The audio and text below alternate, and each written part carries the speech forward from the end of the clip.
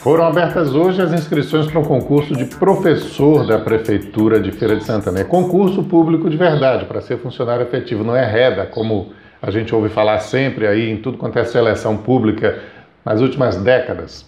É um concurso, tá aí o quadro das vagas, mas tem algumas vagas específicas para educação física, artes, ciências, matemática, história, geografia, e esses aqui do pedagogia são aqueles professores que dão aula para todas as disciplinas, naturalmente.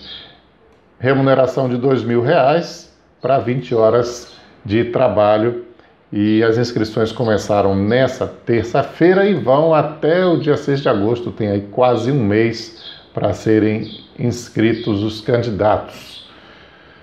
Agora, um concurso que está gerando são pouquíssimas vagas, né? São só 2 vagas. É o concurso para senador da Bahia. Está gerando muita polêmica, tanto na chapa do governador Rui Costa, quanto na chapa do adversário José Ronaldo, o desafiante.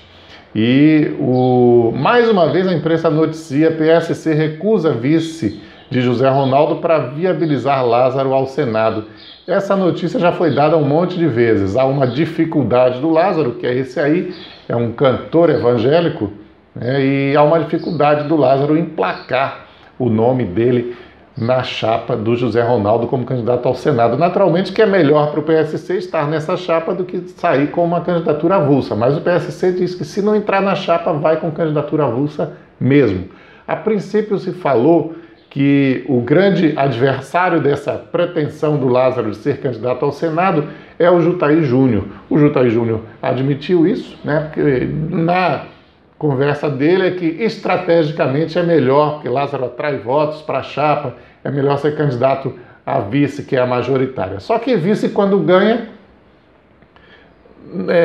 às vezes não manda nada, né? E quando perde, também perdeu e acabou-se. Enquanto, como candidato ao Senado, ele pode se eleger, independente de José Ronaldo vencer a eleição. Mas como candidato a vice, ele só ganha se José Ronaldo ganhar. Como até hoje José Ronaldo é um azarão nessa disputa, não tem vantagem nenhuma para o Lázaro ser candidato a vice-governador. Agora, eu vejo que não é só Jutahy Júnior que faria objeção ao Lázaro ser candidato ao Senado, não. Porque, imagina, Lázaro, um principiante na política, venceu o Jutahy Júnior, um veterano que já está aí querendo o Senado para se aposentar. Seria um vexame. Mas acontece o seguinte: Lázaro é também um pretenso candidato a prefeito de Feira de Santana. Então imagina aí que tem muita gente que não vai querer dar asa ao Lázaro. Não é só uma objeção do Jutahy ou do PSDB. O próprio José Ronaldo, se Lázaro, por acaso, se candidata ao Senado e ganha, ou mesmo não ganhando, conseguindo uma projeção muito grande, o Lázaro é um político que não deve ao José Ronaldo a carreira dele, que não está debaixo da asa do José Ronaldo. Ele é um evangélico e cantor conhecido até fora da Bahia, foi o 3º deputado federal mais votado, não foi por causa de Feira de Santana, foi votado no estado inteiro, teve aqui em Feira de Santana, se eu não me engano, 1/3 dos votos, e evidentemente não é parte do grupo de José Ronaldo como aqueles que estão na dependência, numa relação de subordinação com José Ronaldo. Por isso que está aí enfrentando e dizendo que não aceita outra coisa senão a candidatura ao Senado na chapa. E até ameaçando sair sozinho, caso não consiga.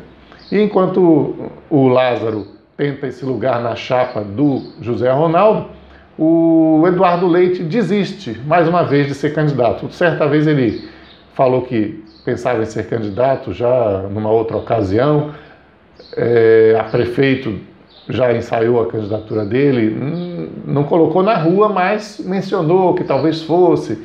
Nessa eleição aí que se aproxima, ele se filiou a um partido, mas já está se desfiliando, porque está dando prioridade a disputar a eleição no CREMEB, que é um órgão dos médicos, que é a área de atuação profissional do doutor Eduardo Leite. Diante da impossibilidade de ser membro de um conselho tão importante e, ao mesmo tempo, deputado federal, no dia 5 desse mês, comuniquei por escrito ao Tribunal Regional Eleitoral e ao meu partido a minha desfiliação.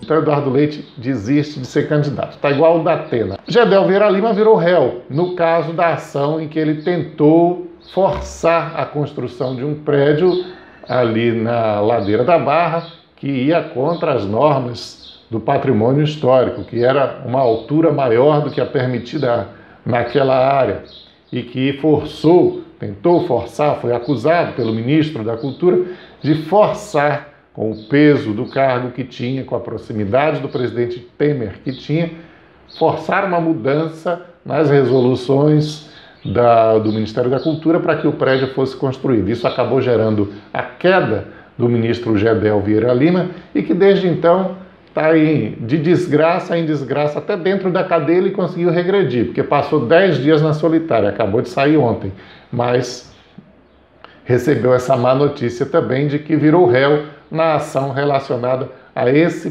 prédio. Tinha escapado de uma outra ação, onde o juiz entendeu que ele não estava fazendo obstrução de justiça, quando fazia contatos com a mulher do delator Funaro, mas nesse caso aqui virou réu e complica-se um pouquinho mais. Mas lembra-se que nada disso ainda envolve a história dos 51 milhões.